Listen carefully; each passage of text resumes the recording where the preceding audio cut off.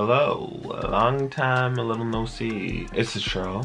This is gonna be my last video of 2020 and I am bringing you my top 10 projects, albums, mixtapes, EPs, whatever, of 2020. We got more music than I expected that we were gonna get, to be honest, because I didn't think artists, well, I mean, everyone has to hustle and make money because, you know, some artists are not lucky to have, you know, Taylor Swift, Ariana Grande, Miley Cyrus, Beyonce, Lady Gaga pockets. Some of these artists have to fucking keep working in order to keep their shit afloat, especially small indie artists. The music didn't stop this year. We got all the bop.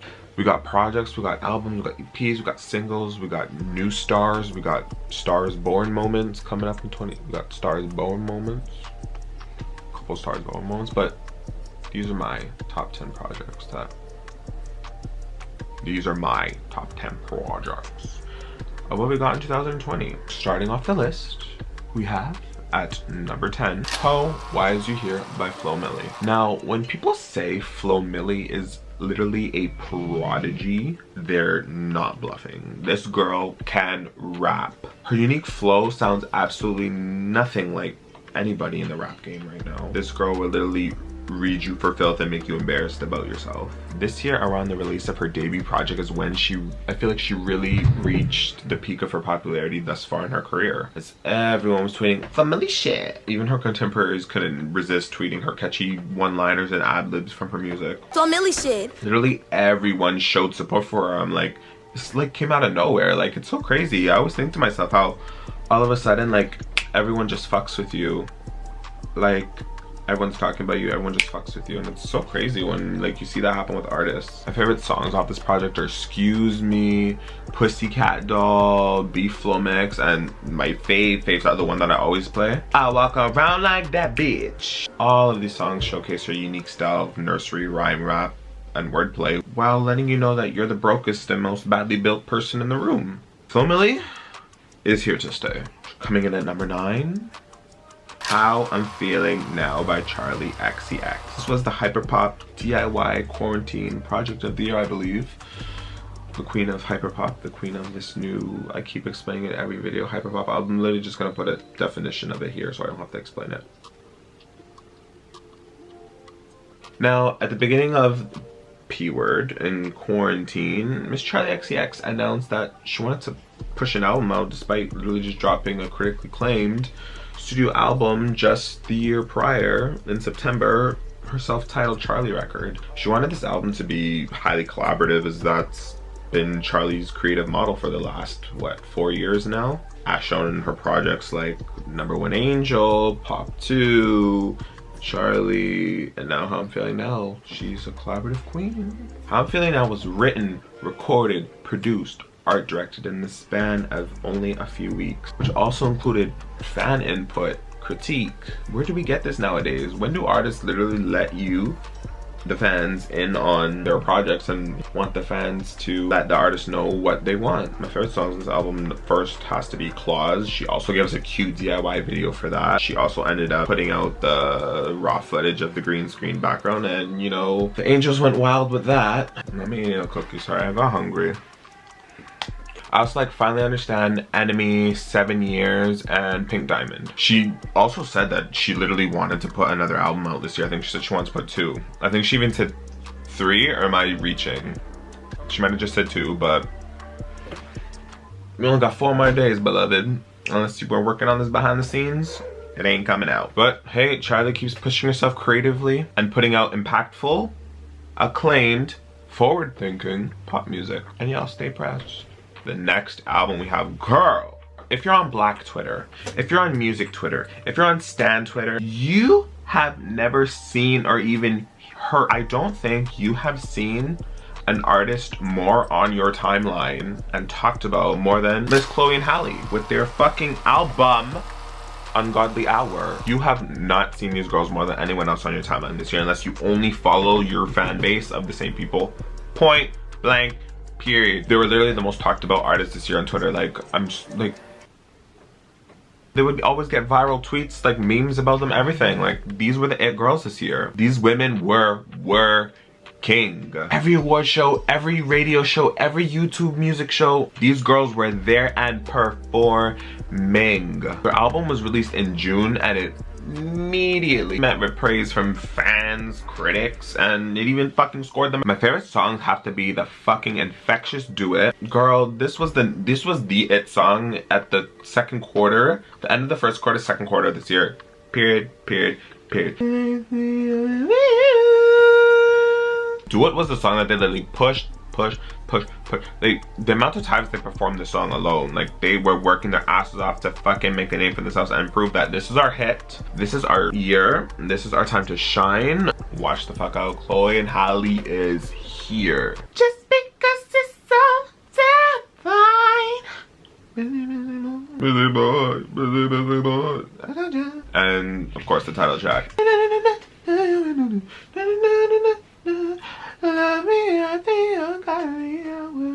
They're only gonna grow from here, especially Miss Halle looking like she be hiding that red hair under that bonnet. We see you, girl. She got casted as motherfucking Ariel in the live action version of Disney The Little Mermaid. That's fucking huge. Can you imagine? The artwork for the album is also fucking, look at this, gorgeous. Like the fucking, oh, so glowing, like so ethereal, beautiful. Chloe, Halle, we love you. Number 7. Now, number 7 is so hilarious because never in a million years would I think an album by this artist would end up on my year-end list, because quite frankly I never listened to this artist prior to this album, other than I only know 2 songs of them. If you're an avid watcher of my videos and you watch the video that I reacted to this album, you would know exactly who I'm talking about. Now, when I heard that Kylie Minogue was releasing an album this year, I wasn't excited as the average pop fan or pop head would have been, and that's because Kylie is literally a pop legend almost everywhere across the icon, chart success, blah blah blah, everywhere except for literally North America, Canada, and the United States. I literally only just discovered this from releasing my reaction video to her album. All the comments, all her fans, and the comments were educating me like, Kylie's a legend in Asia, the UK, Australia, where she's from. Australia, of course, UK has taste, so of course they're gonna always have the best music. But Asia, Europe, like Kylie is a worldwide legend. She has literally been busting her shit since the 80s. Following the release of Disco, Kylie was able to achieve the accolade of being the only female to have a #1 album on the UK charts for 5 consecutive decades in a row. That is fucking insane. The album itself definitely doesn't shy away from the album title. Bitch, this is what you're getting. She wanted to make it clear as my wig glue, she was gonna give you Disco. It's literally an infectious pop disco record that literally just makes you want to lose your shit on the dance floor when you listen to it. It's so hard picking my favorite songs on this album because the album is so perfect front to back. It's cohesive and literally every song is equally amazing, but if I'd had to pick Supernova, Real Groove, Where Does the DJ Go, and Dance Floor Darling. Now I love Monday Blues. Oh, there's so many other, Magic. Oh. Kylie hopped on the 70s and 80s disco trend that was the it trend of pop music this year, and she literally overtook it and demolished it. She said, all right, I won, everybody go home. Continuing along with the same kind of vibe and theme as the last album, another artist that said no breaks this year, baby, no breaks. Dua Lipa with the release of her sophomore album, Future Nostalgia. This was one of the gay albums this year, when I tell you. I don't know any gay that didn't give this album a listen or didn't at least like one song. Dua has literally came into her own since blowing up and literally jet setting across the world, performing at every festival, every award show in the past, what, 4 years. She has grown so much, and this is what she has evolved to. She worked on her stage presence, gave us choreography, stepped her fashion game up. She has evolved, and Future Nostalgia did nothing but prove that. The electrifying pop songs that encompasses this album is just every gay club goer's dream. The lead single, Don't Start Now, literally scored her a Grammy nomination for Song of the Year. And rightfully so, as this was literally a sleeper hit. It took a while to gain the traction and blow the fuck up, but it proved that it had longevity and was able to get where the fuck it got. She really created a universe and aesthetic for this album, even with her live performance of Studio 2054 Club Future Nostalgia. I don't know, the 70s and 80s influences are in your face this entire era. She's not being shy about any of that. I cannot wait to see what Miss Dua has in store next. Now at number 5, this is an album right now. It became a month old. It's what I've had on replay for the last month. My family's sick of it. My mom said, "Latrell, enough with the Miley Cyrus." We have Miley Cyrus, Plastic Hearts. Girl, as most people my age, 21 years old, were Miley Cyrus fans before they were even in middle school. We saw her growth and change over the years and grew up alongside her. We experienced her different album eras. We saw the chameleon that she was. So when it was revealed that Miley was dropping a rock-infused pop record this year, it literally came no surprise to no longtime Miley Cyrus fans, because since she was, what, 13 years old, we knew she was a rock star. We knew the tea. We knew Miley Cyrus started her career off as a rock star, period. Now the lead single for Plastic Hearts was released over the summer, Midnight Sky. Ooh!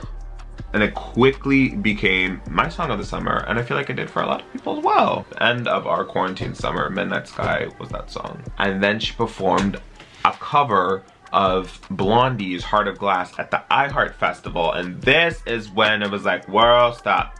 I feel like this cover and a lot of the covers that Miley Cyrus has given us during this Plastic Hearts era kind of overshadowed the album itself and the music on the album. She put the songs, for the most part, that she covered on this album as the deluxe bonus tracks, but I feel like the way she fucking killed, slayed the covers of all of her songs, it really overshadowed the actual songs on the record. Like, not that many people are talking about the songs on the record, but people are talking about how amazing her Zombie cover is. But this performance of Heart of Glass at the iHeart Festival is what really made people pay attention to what Miley Cyrus was about to fucking do. Like, is she dropping an album? Like, where direction is she going in? Like, this is crazy, but we're tuning the fuck in. Miley literally did put her heart and soul into this album. This was the album she was destined to make all this time. She planned to release a series of EPs, but due to the house literally burning down, she literally lost everything. And I've been watching her videos during this era too. That's another reason why I always got Miley on the TV, because she always has a new fucking press interview talking about the same shit.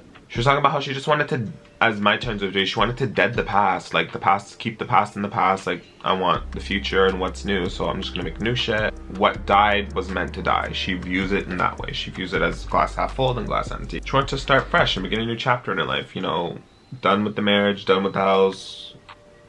I literally find myself playing What the Fuck Do I Know, Plastic Hearts, Midnight Sky, Bad Karma, High, the whole album, Prisoner. But literally overall, this is an album where half the time I don't even just play the songs, I play the whole album, because it's literally that good. And that just, I don't know, this is an album that I could, very rare that there's an album that I'm like, okay, I call my Alexa and I tell her play Plastic Hearts. She plays the whole entire album, and it's not even that long of an album either, so like it goes by pretty quick. Perfect, it's fluid, I love it. Oh, and the fact that she also got rock, she got Joan Jett, Billy Idol, oof.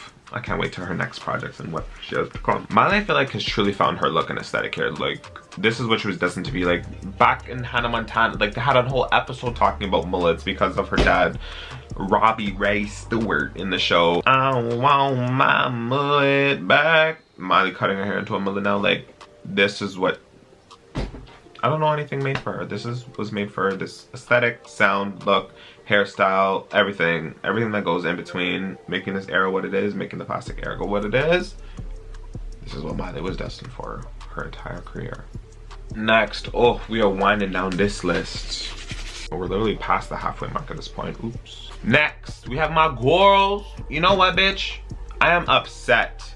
I am upset because when this record came out, I ordered the vinyl. No, when this record came out, I ordered a signed poster, and it came with a fucking vinyl. Okay, I just wanted the signed poster, but it also came with the vinyl, so I'm like, okay, let me just get this, because it worked out that the vinyl and the poster were the better deal together. It was signed, it was whatever. And I still haven't gotten it. And I ordered that shit in June. This year's been fucked.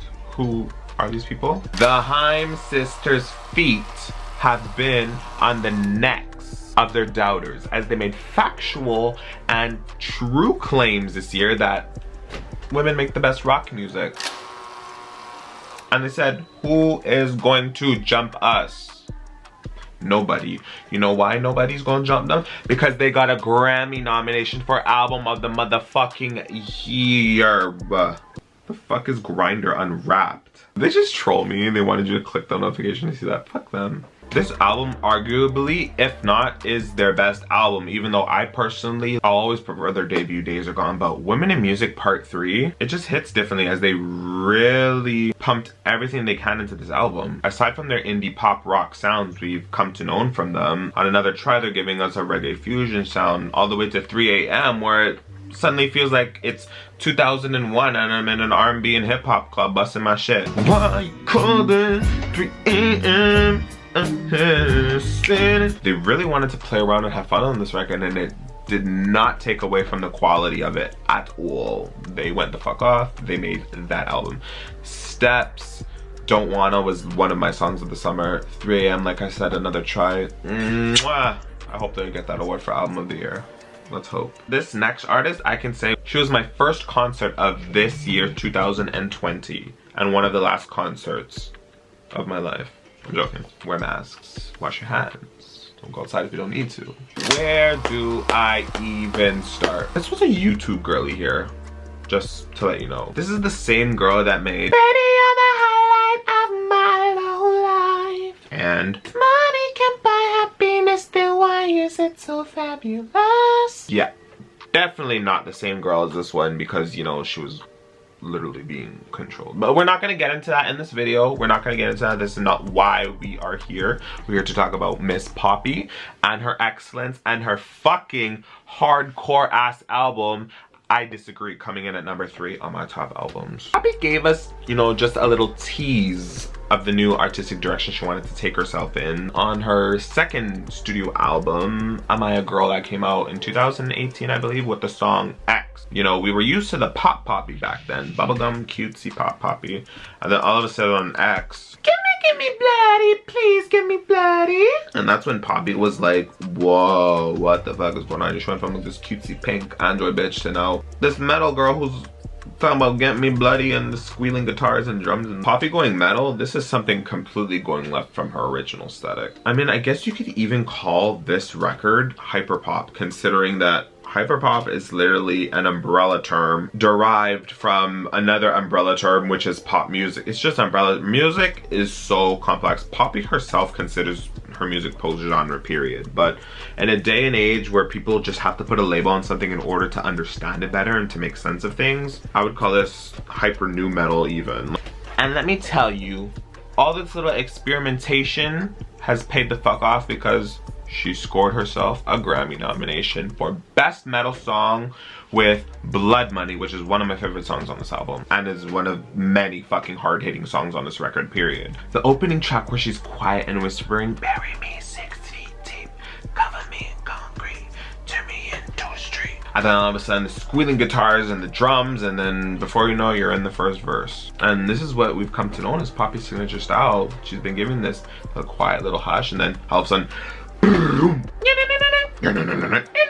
so we've come to know when we see the merge of Poppy's old self with her new self. It's like she's shedding her skin and bringing in this darkness. But we love Poppy. Come on. We were waiting for new music. This was the first album she released this year, and then she released the deluxe version and added like 4 more songs. Chaos, chaos, chaos! Bitch. Poppy, she has got that whole new metal cutie shit down. Number 2, we're almost done. If you're a previous listener of Rina's music, you would know her take on pop is a refreshing one. Y2K pop, R&B, J-pop with songs like Cyber Stockholm Syndrome or even Cherry. But when this project dropped and I heard it in full in my reaction video, gagged. I expected to be gagged regardless, because I know Rina was gonna give what y'all said she was supposed to give, but not to the extent. Rina really put her heart and soul and foot into this fucking album. As shown in her mini documentary that she has on YouTube, The Making of Sawayama. I suggest, if you're interested, watch that. It's so cute.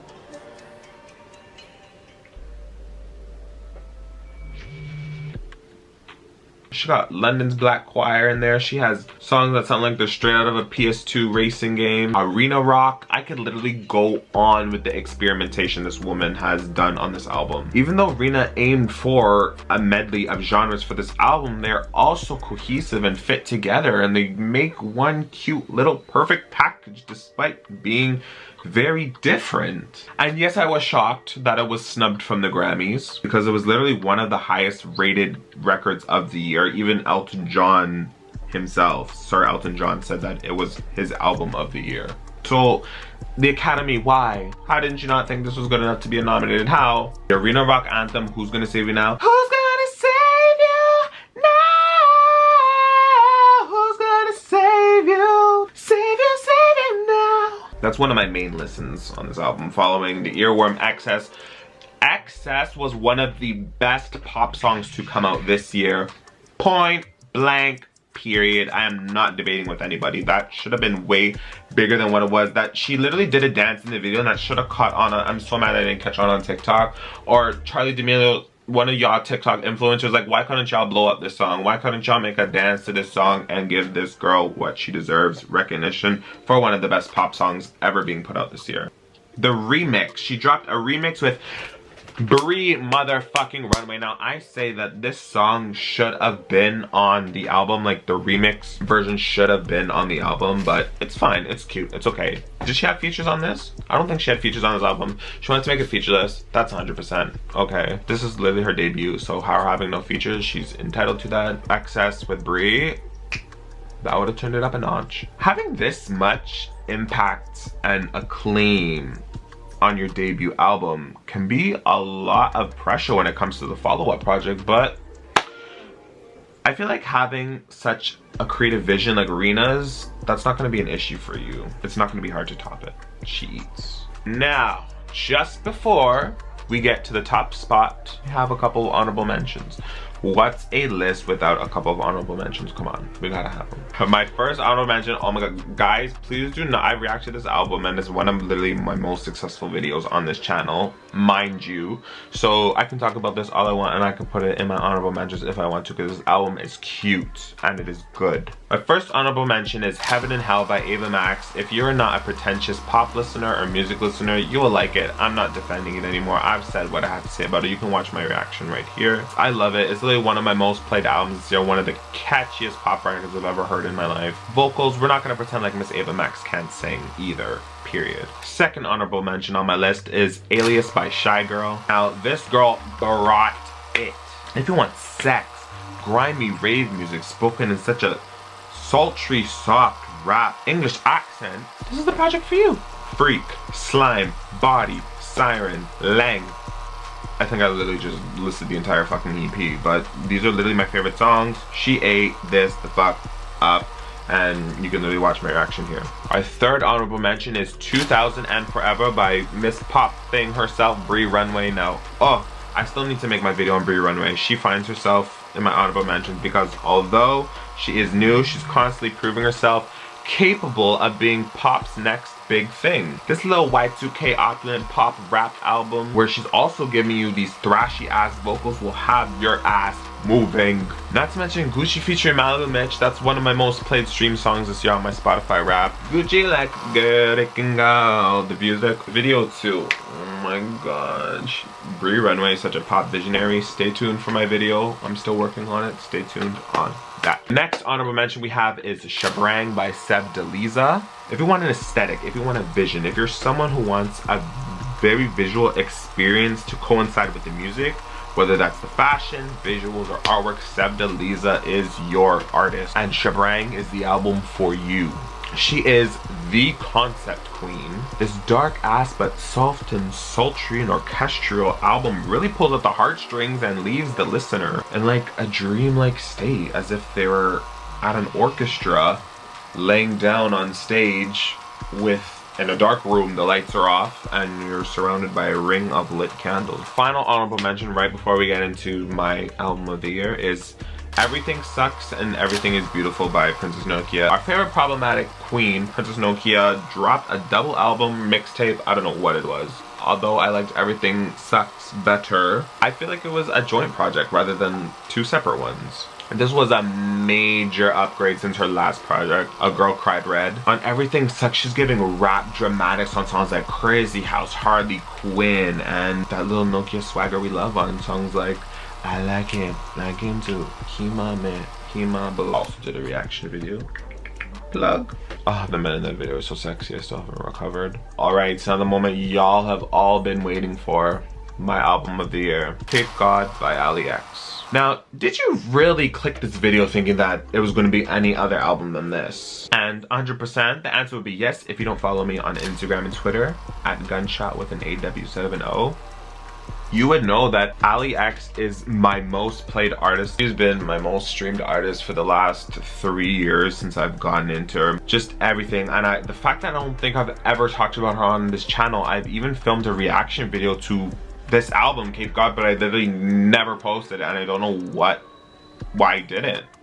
I just never posted. I literally still have the archive footage. I have albums that I've reacted to that I haven't edited the reactions for, or have videos that I haven't uploaded. I have Magdalene, I have Cape God. I think I had Misanthropocene by Grimes, but I deleted it. Long story short, Ali X is in my top 5 favorite artists of all time. Point blank, period. I don't believe in the artistic direction and creativity in a smaller pop artist than I do with Ali X. For the Cape God era, Ali had a strong visual and art direction, which is, I think I've said in videos a while back, that is what makes me, for the lack of a better term, wet when it comes to music producers and pop stars and getting into music and artists. I need to see the visuals. I'm a very visual person. Like, the visuals are just as important as the music, whether that's the fashion, album artwork, packaging, singles artwork, lyric videos, music videos, the whole experience. She had her little team and she was set in the middle of nowhere ass locations, and she got those sickening shots. She got the visuals for this era and record. She was dressed in the most sickening look. The Iris Van Herpen dress, the Rings a Bell artwork, literally that was a reset. Even though the album artwork, okay, like she's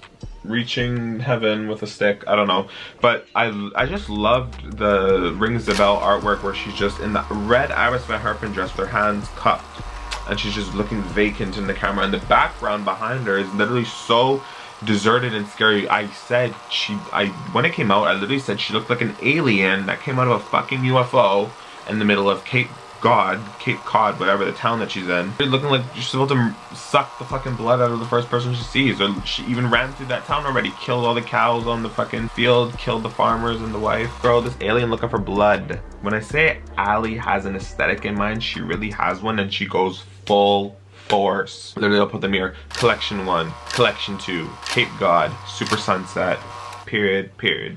Now this album dropped all the way back in February, and like, I disagree. It literally felt like it came out a year and a half ago at this point. The most played song on this record was June Gloom, definitely the unofficial anthem of quarantine. It's like she knew. Now, I like to consider her music avant-garde pop, but she's not afraid to experiment. She's not afraid to give us the little razzle dazzle. Her collab with Troye Sivan, I believe, was the biggest song from this record, considering that Troye Sivan has a shit ton of fans, and he's been a frequent collaborator with Ali as they've written together. I think she's written songs for him for his record Blue Neighborhood or something like that. They've written together. She even has a collab with Mitski on this record. You know, Mitski gave her another array of listeners. She's way too drunk to drive. Like I said earlier, I have trust in Ali that I just don't have that same trust in many artists. I have trust issues myself, so that's my own problem, but I just trust Ali with whatever she fucking puts out. Like, I feel like she'll never let me down. Her insane theatrical vocals over these little indie alternative pop beats always be my cup of tea. I love you, Ali. Alright guys, thank you so much for watching. That was my top 10 albums of this year. Please don't take offense to anything. I didn't say this was the best music. I didn't say this is the music. I said these are my top albums of the year. These accumulated to what I listened to the most and what I thought was quality for myself. My standard of music and quality. This is for myself. This is not for you. And you know what? I want to know what quality for you is. So comment down below what your favorite albums of this year were. What albums did you like from my list? Do you agree? Do you not agree? Let me know everything. If you want to keep up with me elsewhere, follow me on Instagram and Twitter at gunshot instead of an O. Thank y'all for watching. Last video of 2020. See me next year. Latrell out.